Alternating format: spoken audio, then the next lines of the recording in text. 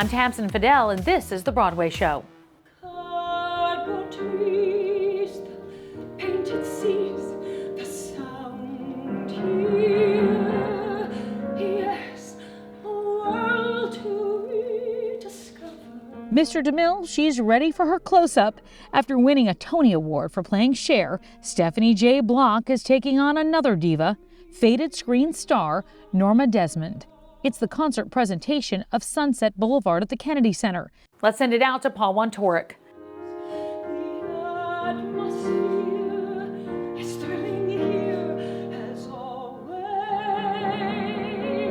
Feel the early morning madness. Feel the magic in the making. You are a humble, talented actress who has taken on these diva roles. I mean, we actually just got to see you in Into the Woods, where you got to be every woman. But now we're back in Cher mode, right? Yeah, a little bit, right? Yeah, just jump back in. Yep. Back into the star mode. Yeah, it takes a posture, it takes a confidence, but the beauty of this confidence is it's just fueled by so much insecurity and so much doubt. And, you know, when you hit a certain age, as I have hit, that sort of underbelly of Norma, I think, is very real for me as well. I just wanted to really make sure she was always human, even though it will hit all of the marks of theatricality and over the top. She has a mental health issue, you know, but something caused that. There's something real that happened. And in talking to Sammy, I said, I would like to hope that if there was the right medication or trauma therapy in the 1930s or 40s or 50s, this story could have ended differently. It really could have had a different story, but they didn't have any language for mental health back then. So she's defined as crazy and maniacal and imbalanced, and I'm hoping to find moments of joy and deep insecurity, but a humanity that the audience at the end will go, oh, crap, I wish this could have ended differently. Trembling now, you can't know how I've missed you. Missed the fairy tale adventures in this ever-spinning playground. We were young together. It's so interesting to me. I've been thinking a lot recently about how Broadway has traditionally cast a lot of leading lady iconic roles older. You're actually young for this role in the history of the show. I can't wait to correct you. Oh, really? I'm older than Glenn when she first did it. I'm older than Betty when No she way. first did it. Yep, they were all in their late 40s. And the script itself says Norma, a 50-year-old woman. Look at you Dreamcast. 5-0, baby, right on the money. So that has been something that I know has been chitter-chattery. So they were too young. They were younger than I was. But you know, with the costumes, the music itself, I think her sort of sensibility and physicality, it can lend itself to looking a little older or feeling perhaps a little older. The 50, in 1950, when the play takes place, it did look different. I can think of my Grandma Marie and my Grandma Marguerite, you know, with their little cigarette cases and the gray hair and the brooch. And I'll look at pictures and be like, oh my gosh, how old is Grandma Marguerite here? My dad's like, I don't know, 42, 43, and my jaw drops. So it's just a different understanding, I think, of age. But I will say that, you know, there's a line in the play that says, nothing has changed. And I do feel a little bit like that with the age of it all, or the weight gain of it all, or the desperate attempts to keeping ourselves young instead of gracefully embracing, here we go, we're on the road to aging. I think that's kind of a timeless story, and it will resonate today just as it did when this first played in the 90s, or just as it did for Norma in the 30s and the 40s. We're kind of led to believe that Norma Desmond has been ensconced in this mansion with Max for decades, because her career, when the talkies came in, just sort of went away. Yeah, she became a bit of a recluse. And you talk about like mental health. I mean, can you imagine? You're a performer who loves to perform. I'm sure even when you have a couple of years between projects. Or COVID. when we were all in our homes, COVID, right. and all we desperately wanted to do was get out and socialize and be and belong. Yeah. This woman hasn't belonged anywhere in a very long time. There is a scene in the movie that I'd like to hold on to where a lot of old silent film stars come and play cards like once a week. Yeah. So she still has a bit of a touch of whatever's going on outside. Yeah. But yeah, to maintain that this is her protected world, she is still a star within these walls, and if she leaves it, something could shatter, something could break, you know, the illusion could no longer exist. So COVID actually gave you a little bit of an in. A lot. Actually. Interesting. A lot. When Jeffrey Finn asked, what project would you like to do? For the score, for my age, but also that sense of isolation and fear, and of course the lyrics of the song, Never Said Goodbye, you know, it's all about re-engaging and re-entering, and that was one of the things, those lyrics ran through my head that I thought, this might be a good time to sing this out. So much to say, not just today, but always.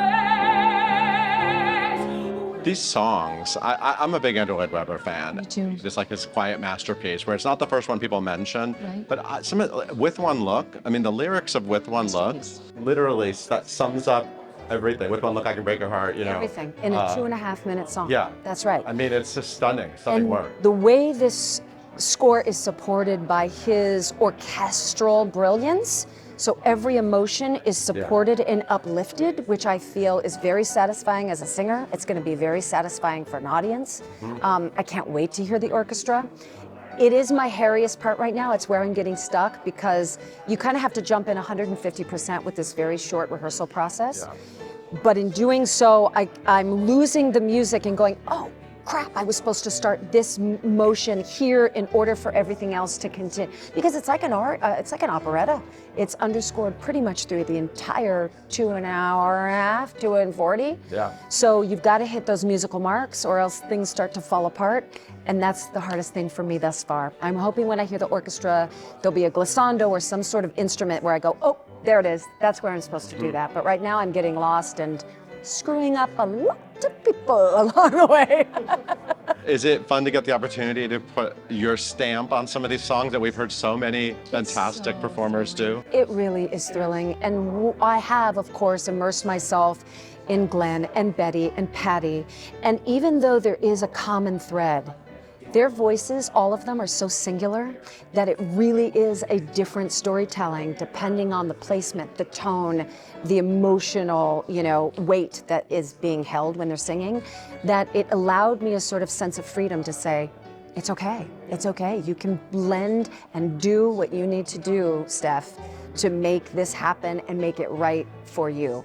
I do think Sammy is creating something really special in the way of the misogyny of it all and the point of view of this story being told by a young, white, 20-something cis male that we're gonna flip it on its head just a little bit. This world waited long enough. I've come home at last, and this time will be bigger. I'm curious because we see Norma in the show manipulating, like literally plotting a comeback. So you really see an actress who is sort of hustling. And she's hustling. Yeah. And I'm wondering about you. How is your relationship with the industry? Has it shifted at all since the Tonys, or do you feel any sort of you just said Jeffrey came to you and said, Yeah. what show would you like to do? Right, and that is a very, very special and unique thing. Yeah. I find that my path wasn't how I ever dreamed it when I was a preteen or in my 20s. But because I've been around a couple decades now, relationships are key to everything. And if you can talk to someone on a human level, and then you can start mentioning business ideas, hopes, perhaps in 2025, doesn't that sound like the effing future? It's a little scary. But in 2025, maybe this project can happen. I'm all about that now. I think it's important, even if you're dismissed, even if it's a no thank you, to voice what you would like to create and with whom you'd like to create it. I met with Sammy, and this is why I chose her. In choosing directors, first of all, I wanted a female director. I think that point of view and that sensibility was just going to help this storytelling. And then when I heard Sammy's age, I was like, oh no, she's not gonna know what this plight is or what this story is. But I chatted with her and she was so remarkable, grounded, smart. And at a certain point, I was like, I thought you were perhaps gonna be too young. And she goes, and that's ageism, which is the same story as Norma. It's just turned. And at that moment, I was like, and you're hired. Because she was thinking and looking at things in a different way that even I wasn't looking and thinking like. And I think that was important to bring into the room. This different energy, this different sensibility, and it has brought a different and beautiful and new angle of telling the story.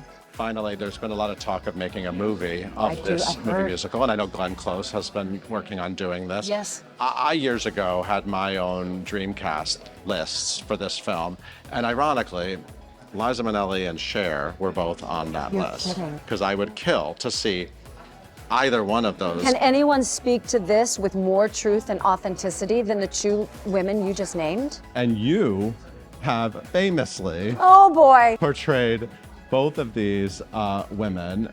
I'm wondering if... I'm praying, hold on, I'm praying to the gods right now. I'm summoning my goddess of Cher and Liza.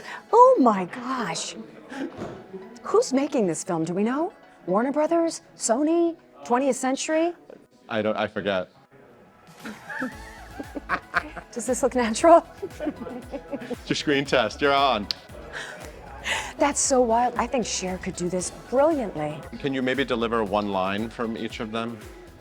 Oh, come on. Oh my God, I hate that word. It's not a comeback, it's a return. I would be terrific. It's a comeback, not a return. I'm way out of practice with Liza.